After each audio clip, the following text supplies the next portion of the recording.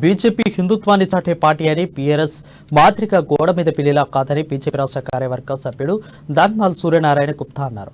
నిజామాబాద్లోని BJP కార్యాలయంలో విలేకరుల సమావేశంలో వేదికగా అర్బన్ ఎమ్మెల్యే పీకాల గణేష్ గుప్తా చేతికారి శాసనసభ్యుడని సూర్యనారాయణ గుప్తా విమర్శించారు. నిజంగా హిందువుల పట్ల ఏమాత్రం గణేష్ గుప్తాకు ప్రేమ ఉంటే శంభుని గుడి చుట్టూ ఉన్న చెప్పుల దుకాణాలు తీయించాలని ఆయన అన్నారు.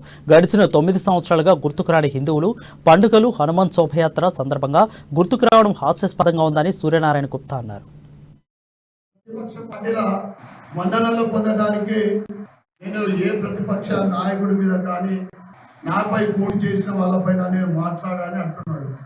ఎందుకంటే భవిష్యత్తులో నీకు వాళ్ళతో స్నేహం ఉంది.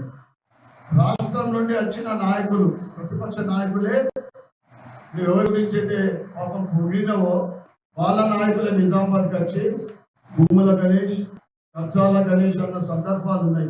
ఏమంటే ఆ మాట